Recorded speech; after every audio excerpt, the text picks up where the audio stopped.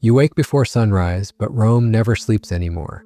Not with the glow, not with the screen, not with that cold blue light flooding villas, barracks, alleyways, bathhouses, temples, and senate halls long before dawn ever reaches the city.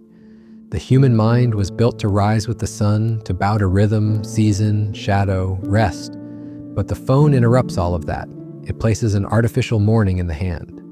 Blue wavelength light enters the eye, strikes the retina, and sends a false signal to the brain. Stay alert, delay sleep, suppress melatonin, keep the nervous system awake, keep the body in tension, keep the mind available for stimulation. And Rome, without understanding it, has begun to live against its own biology. Men sleep less, think worse, react faster, reflect slower. Attention, once sharpened for war, law, memory, rhetoric, and statecraft, is now trained on speed, on novelty, on outrage, on applause, on the next hit of relevance. That is the real revolution, not the Senate, not the Republic, not the crossing of the Rubicon, the conquest of the human nervous system by the glowing rectangle. And Julius Caesar, the most ambitious man in Rome, is exactly the kind of man the machine loves most. Because the phone flatters his instincts, his hunger for image, his instinct for narrative, his understanding that perception is power, his ability to bend masses not by truth alone, but by spectacle.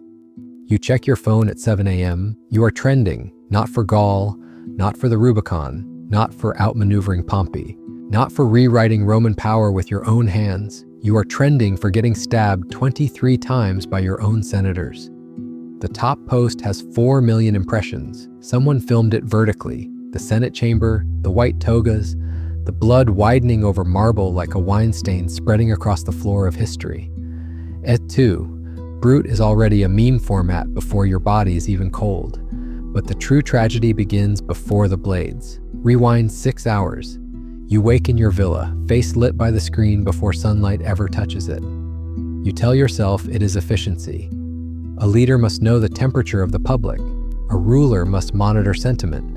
A statesman must control narrative. But the phone does not merely inform, it conditions. Every notification is uncertainty. Every uncertainty invites checking. Every check produces either reward or disappointment. And that unpredictable reward schedule is what chains the brain most effectively, not constant pleasure, intermittent pleasure, the possibility of validation, the maybe, the next refresh, the next mention, the next surge. This is how attention is broken into obedience. Your brain, which once held entire campaigns in mind, grain routes, legion morale, tribal alliances, weather patterns, siege timing, political factions, is now trained to flicker, to sample, to react, to skim. The same mind that could hold a republic in suspense can no longer sit in stillness without feeling the urge to look down. Calpurnia watches you from across the room. She can tell the phone has changed Rome because it has changed your face. The old stillness in powerful men is gone. Nobody looks inward anymore. Nobody listens through silence. Every pause must be filled. Every uncertainty must be medicated with scrolling. She hands you her own device over breakfast. Her feed is full of warnings, dream interpretation threads, astrologers posting about the Ides of March, soothsayers clipped into short-form edits, accounts devoted to omens and symbols all saying the same thing. Do not go to the Senate today. She shows you 3 separate posts, then 6, then 10. The whole city is murmuring through the feed. But the modern brain has a problem with abundance. When warnings become endless, they stop feeling sacred. Too much information does not produce wisdom. It produces numbness, so you laugh. Superstition doesn't run empires, you say. Data does, but that is the great illusion of your age, because metrics are not truth. Engagement is not loyalty. Visibility is not power. Being seen is not the same as being safe. Your strategist sends the morning brief. Approval rating among citizens, 78%. Sentiment among urban poor, highly favorable. Military edits from Gaul still performing strongly. Recent speech clips dominating discourse. The Parthian announcement is expected to hit well if timed before midday. Everything looks stable. That is the danger of the phone. It gives a ruler the intoxicating illusion that society can be measured by surfaces. You mistake public reaction for reality. You mistake momentum for permanence. You mistake virality for control. But Rome is already rotting beneath the feed. The senators watch your metrics rise and feel themselves shrinking. Every post of yours is an act of humiliation.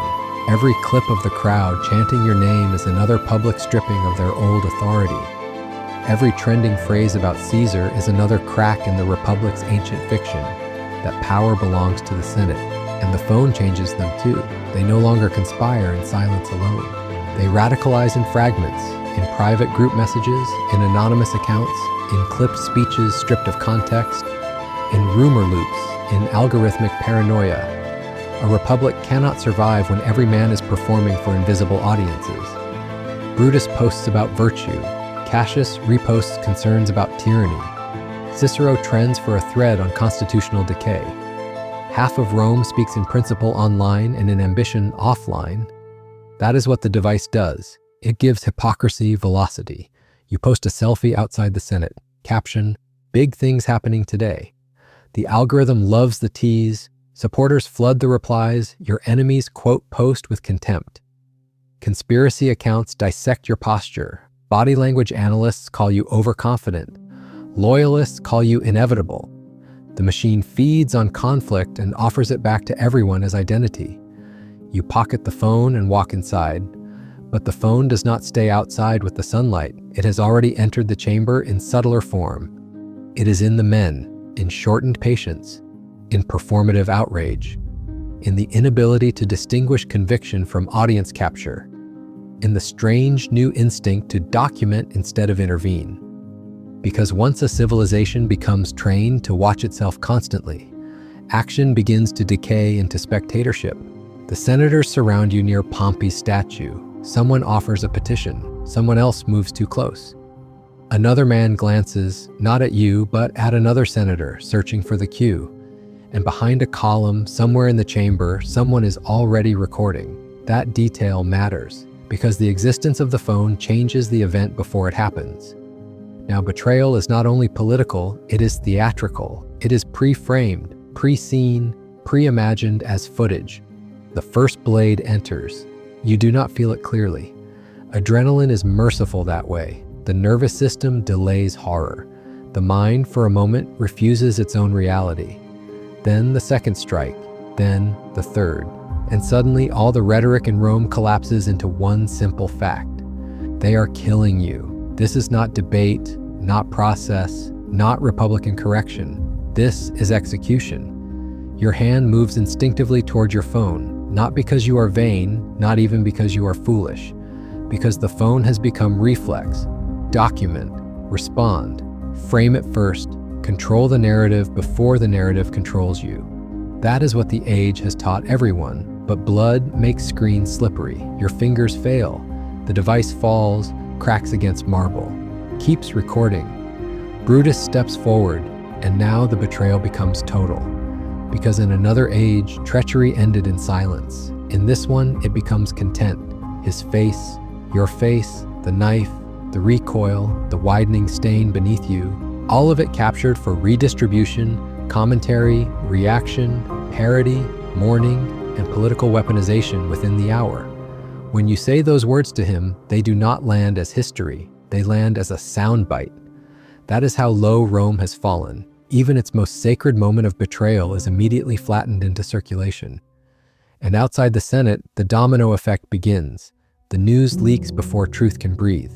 A servant posts first, a guard confirms it. An anonymous account uploads shaky footage, then better angles emerge, then slowed versions, then color-corrected edits, then breaking overlays, then threads, then accusations, then opportunists, then grief merchants, then propagandists. No one waits, no one verifies, no one reflects. Rome becomes a city of reaction before it becomes a city of mourning. And your men, your actual men, the ones forged under campaign skies, the ones who crossed rivers with you, starved with you, bled with you, they receive the news not as disciplined soldiers once received it, through order and chain of command, but as every citizen now receives everything, through the feed. A centurion sees the clip before a commander sees the body. A legionary reads 3 lies before he hears 1 truth. One officer thinks Antony is dead, another thinks Brutus has been crowned, another thinks civil war has already begun. This is where the phone's real violence appears, not merely in distraction, in fragmentation. An army depends on synchronized belief. A republic depends on shared reality. The phone shatters both. Every man now receives his own Rome, his own story, his own version of the fall. Loyalty weakens when reality itself becomes personalized. Some of your men rage instantly and call for slaughter. Some freeze, numbed by overexposure. Some begin posting tributes before taking orders. Some take selfies in grief. Some study the footage frame by frame like citizens, not soldiers. Some care more about what happened on camera than what must happen next. And that is how empire dies, not only from treason at the top, but from weakened coherence below. Mark Antony finds you. He is devastated, but even he has been shaped by the age. He grieves and records at once. He understands that sorrow must now also be published, that outrage must be amplified, that funerals are no longer rituals alone but political media events. He is already thinking ahead. How to cut the speech, how to release the footage, how to turn sympathy into mass fury, how to make your corpse speak louder online than your enemies can in the forum. And he will succeed, because the phone does not just destroy meaning, it can weaponize it. Your funeral becomes the most documented spectacle in Roman history. Every tear captured, every chant clipped, every burst of crowd anger circulated, every sentence from Antony's speech extracted into posts, subtitles, edits, reaction threads. Friends, Romans, countrymen does not echo across a crowd first. It explodes across timelines. Brutus tries to answer with a statement thread about duty, liberty, and the preservation of republican values. It gets ratioed into oblivion. That is the new Rome, not governed by wisdom, not governed by law, governed by attention momentum. And the most dangerous thing of all is that the conspirators never understood this. They thought killing you would end your power. But in the age of the phone, death does not end power, it mutates it. Your follower count surges. Your speeches return as clips. Your victories are repackaged into nostalgic edits. Your enemies are harassed by millions who never served under you, but now wear your image as identity. Your murder becomes the greatest recruitment tool your successors could ask for. Octavian watches all of this carefully. 18 years old, quiet, watching, learning the architecture of digital empire before he ever fully inherits Rome. He studies the footage, who filmed, who fled, who hesitated, who posted too quickly, who celebrated too openly, who tried to stay neutral. He realizes something you learned too late. In this age, every digital trace is political intelligence. He will not merely avenge you, he will refine the system that consumed you. He will inherit your audience, your image, your martyrdom. And he will understand that empire now belongs not only to the strongest general, but to the man who best controls memory, image, timing, symbolism, and outrage. Augustus will not just rule Rome, he will brand it. Because once the phone enters history, destiny itself becomes editable. That is the deepest horror. The device does not only alter mood or sleep or concentration, it alters succession, war, trust, myth, memory. It changes which men rise and which fall, which warnings get ignored, which lies arrive first, which deaths become sacred, which become jokes, which future leaders are shaped by wisdom, and which are shaped by metrics. Even your death in another age might have meant one thing: the murder of a ruler. In this age, it means 10,000 simultaneous things: content, propaganda, grief product, meme, evidence, myth, brand fuel, historical loop. The Republic dies with you, but not in solemnity. It dies noisily, publicly, algorithmically. Its final breath is not a constitutional argument, it is 1,000 people posting the same bloodstained floor from different angles. And 2,000 years later, the footage still survives, remastered, reposted every March, edited with dramatic music, turned into explainers, debates, aesthetic montages, and ironic captions. Students will still study the Ides of March. They will talk about institutions, populism, aristocratic panic, concentrated power, and the collapse of Republican norms. But they may miss the deeper lesson. You were not only killed by knives, you were killed by a civilization whose relationship to attention had already collapsed. A civilization where warnings became noise, where image outgrew substance, where leaders trusted sentiment dashboards more than private loyalty, where enemies smiled in person and poisoned perception in the shadows, where everyone documented collapse instead of stopping it. You conquered Gaul, you crossed the Rubicon, you bent Rome until it took the shape of your will.